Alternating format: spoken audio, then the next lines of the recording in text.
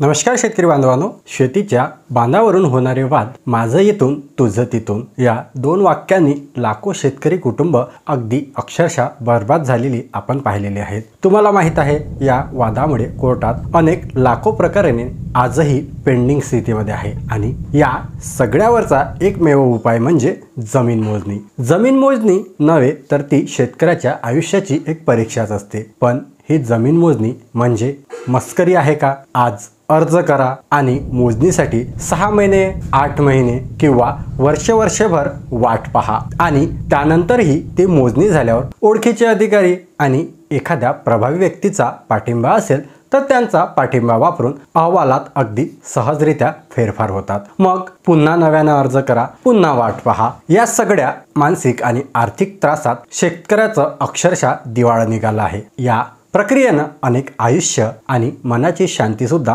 हिरवून गेली आहे। पण आता या सगळ्या त्रासावर महाराष्ट्राचे महसूल मंत्री श्री चंद्रशेखर बावनकुळे यांनी सर्वात महत्त्वाचा आणि मोठा निर्णय घेतलेला आहे। त्यांनी एक अधिसूचना जारी करत तुम्ही अर्ज केल्यापासून फक्त 30 दिवसांच्या आतमध्ये तुमची जमीन मोजणी प्रक्रिया पूर्ण होणार। हा एक केवळ निर्णय नाही तर शेतकऱ्याला दिलेलं वेळेचं आणि शांततेचं महत्त्वाचं असं वचन आहे। या निर्णयामुळे भूमी अभिलेख आणि वन विभागाअंतर्गत येणाऱ्या अनेक महत्त्वाच्या मोजण्यांना गती आणि चालना मिळणार आहे। यामध्ये कोणकोणत्या मोजण्यांना गती मिळणार आहे? पोट हिस्सा व हद्द कायम मोजणी, बिनशेती व गुंठेवारी मोजणी, मालकी हक्क आणि सीमांकन प्रक्रियेला आता गती मिळणार हे नक्कीच। या अधिसूचनेतील सर्वात महत्त्वाचा आणि मोठा निर्णय म्हणजे महाराष्ट्र जमीन महसूल सीमा व सीमाचिन्ह सुधारणा नियम 2025 यामध्ये लागू करण्यात आलेला आहे। परवानाधारक भूमापकांना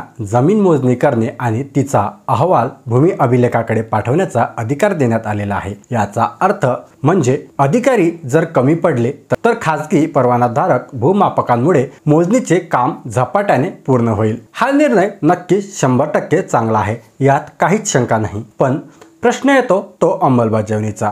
सरकार वेळोवेळी वेगवेगळ्या प्रकारचे निर्णय शेतकऱ्यांकरता घेऊन येत राहते, पण त्याची अंमलबजावणी खालच्या स्तरावर प्रभावीपणे होताना दिसत नाही। वेळोवेळी शेतकऱ्याला कोणत्याही योजनेकरता वाटच पाहावी लागते आणि ती तेवढ्या झपाट्याने राबवली जात नाही। तुम्हाला याबाबत काय वाटतं? हा 30 दिवसांचा नियम प्रत्यक्षात जमिनीवर उतरणार का? या निर्णयामुळे तुमच्या गावातील बांधावरचे वाद खरंच मिटतील का? यावरती तुमचे मत काय? तुमचा अनुभव कमेंट बॉक्समध्ये नक्की मांडा। महाराष्ट्राच्या शेती आणि योजनांच्या अशाच महत्त्वपूर्ण अपडेटसाठी आपल्या चॅनल झटपट इन्फोला अजून देखील सबस्क्राईब केले नसेल तर लगेच सबस्क्राईब करून बेल आयकॉन देखील प्रेस करा, जेणेकरून येणारे अपडेट तुमच्यापर्यंत मी लवकरात लवकर पोहोचू शकेल। चला भेटूया अशाच एका नवीन महत्त्वपूर्ण व्हिडिओमध्ये। तोपर्यंत धन्यवाद।